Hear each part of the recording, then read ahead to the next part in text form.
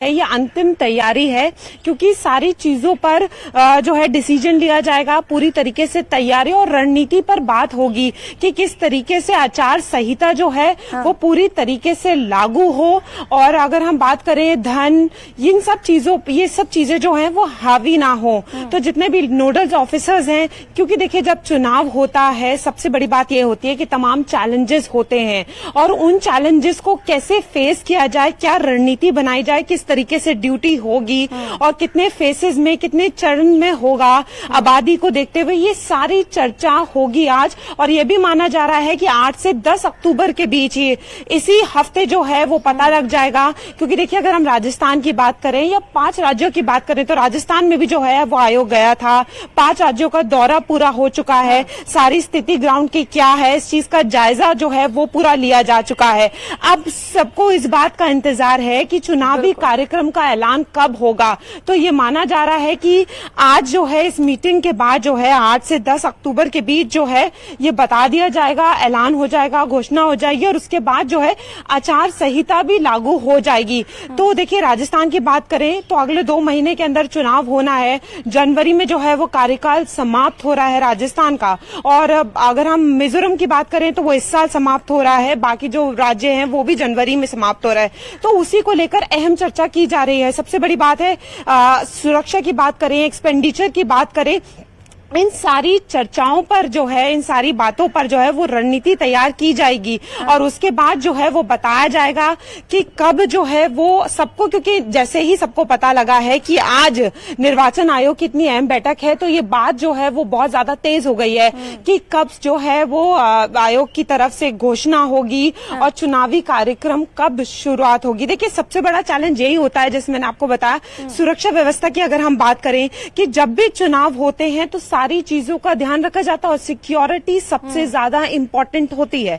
उसके बाद अगर हम एक्सपेंडिचर की बात करें तो किस तरीके से एक्सपेंडिचर होगा। और इस बार चुनाव आयोग बहुत ज्यादा जो है वो अलर्ट पर है कि किसी तरीके का भ्रष्टाचार ना हो या पावर या पैसे की बात करें वो हावी ना हो। जो चुनाव है वो शांतिपूर्वक हो और पूरी तरीके से संपन्न हो।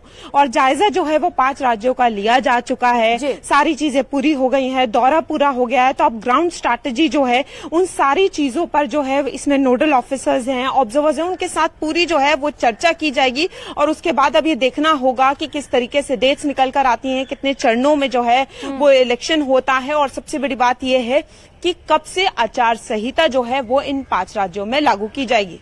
बिल्कुल फराह, बड़ा महत्वपूर्ण ये बैठक, क्योंकि कई बड़े फैसले इसी बैठक में लिए जाएंगे। चूंकि आप बता रही है कि आचार संहिता कब से लगाई जाएगी, ये फैसला भी इसी बैठक में होना है और तैयारियां काफी ज्यादा करनी होती हैं चुनाव आयोग को। और यही वजह है कि इस बैठक के बाद क्या वो सभी तैयारियां पूरी कर ली गई हैं, इस पर भी फैसला सामने आएगा।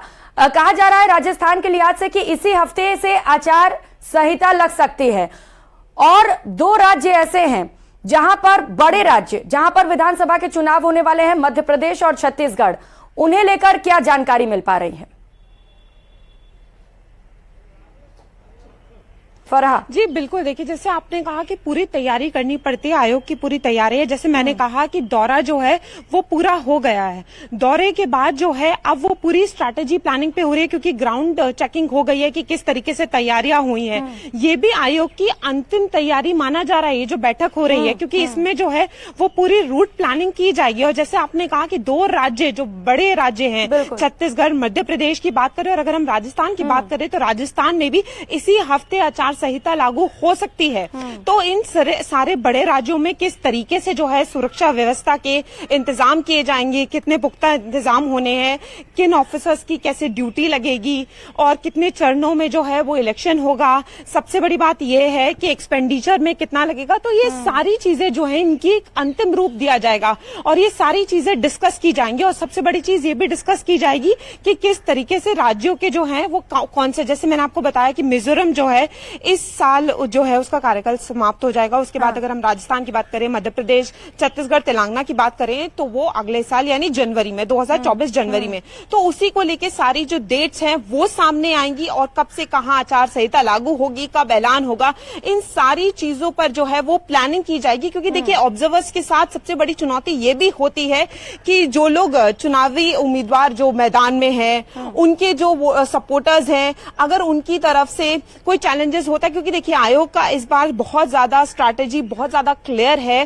कि इस बार कुछ भी ऐसा ना हो, भ्रष्टाचार की बात की जाए या बार बार मैं जो कह रही हूँ पावर या मनी की बात की जाए, वो किसी पे हावी ना हो। तो उस सारी चीजों के इंतजाम किए जा रहे हैं, उस सारी चीजों पर जो है वो पूरा जोर दिया जा रहा है और चुनाव जो है वो शांति पूर्वक हो जाए। क्योंकि देखिए जब चुनावी माहौल होता है, जब आचार संहिता लागू होती है, काफी सारी चीजें हम लोगों को देखने को मिलती हैं कि काफी कुछ हो रहा है। तो उन सारी चीजों पर कैसे रोक की जाए, सारी चीजों पर कैसे पुख्ता इंतजाम किए जाएं, ये बैठक बहुत खास होने वाली है। क्योंकि ये बैठक लंबी भी चलेगी, क्योंकि 5 राज्यों की बात है और उन सारे राज्यों में किस तरीके से, क्योंकि 2 राज्यों की अगर हम बात करें तो वहां पर किस तरीके से तैयारियां होनी है, कैसे सब कुछ होना, इन सारी चीजों पर विचार किया जाएगा और उसके बाद जो है वो सब सामने आएगा। तो ये बैठक अपने आप में बहुत महत्वपूर्ण है। अब ये देखना होगा कि किस तरीके से ऐलान होता है, क्योंकि ये माना जा रहा है कि रविवार से लेकर मंगलवार तक जो है वो चुनावी ऐलान हो सकता है और जो जिस चुनावी बिगुल का सबको इंतजार है, शंखनाद का सबको इंतजार है, वो देखने को मिलेगा। तो सब इस बात का इंतजार कर रहे हैं कि ये मीटिंग जो है, क्योंकि ये मीटिंग इसलिए भी खास है क्योंकि ये आखिरी तैयारी और ये पुख्ता तैयारी जो है वो आयोग की मानी जा रही है। क्योंकि पॉलिटिकल पार्टीज की तरफ से पहले ही चुनावी बिगुल बज चुका है, जिस तरीके से लगातार वार पलटवार जारी है फरहा। लेकिन जब चुनाव आयोग की तरफ से तारीखों का ऐलान होगा तब असली रण सजेगा और मजा और भी ज्यादा आने वाला है। क्योंकि राजस्थान में वोटर्स की संख्या बढ़ी है।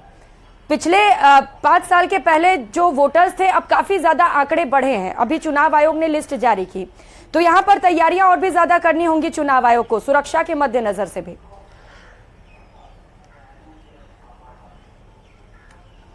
जी बिल्कुल, देखिए जैसे आपने कहा कि वोटर्स की लिस्ट बड़ी है, तो जब भी इलेक्शन होते हैं सबसे बड़ी प्रायोरिटी यही रहती है कि सिक्योरिटी के पुख्ता इंतजाम कैसे किए जाएं। क्योंकि देखिए सबसे बड़ा चैलेंज यही होता है कि ये कैसे सारी चीजों को मेंटेन करना है, कोई ऐसी बात ना हो या कोई ऐसी गतिविधि ना हो जिसके चलते जो है चुनाव पर असर पड़े। तो किस तरीके से सबकी ड्यूटीज लगेगी, कहाँ कहाँ पर सुरक्षा के पुख्ता इंतजाम किए जाएंगे, ये सारी चीजों पर ध्यान देना होता है। और सबसे बड़ी बात ये होती है कि जब वोटर लिस्ट बढ़ती है तो इस बात का भी ये ध्यान रखा जाता है कि कितने चरणों में होगा। आबादी के हिसाब से जो चुनाव आयोग है वो चुनाव की उसी तरीके से डेट देते हैं और उसी तरीके से चरण सामने आते हैं कि इतने इतने फेजेस में होंगे। तो 5 राज्यों की सीधे तौर पर बात है। और जैसे अगर हम राजस्थान की बात करें तो और राज्यों की भी अगर हम बात करें तो वहां भी ये देखा गया है कि वोटर्स जो हैं वो थोड़े थोड़े बड़े हैं। तो उस तरीके से पूरी जो है वो चैलेंजेस में, क्योंकि देखिए अगर हम पहले की बात करें तो तमाम चैलेंजेस सामने आए हैं। और जैसे मैं बार बार कह रही हूं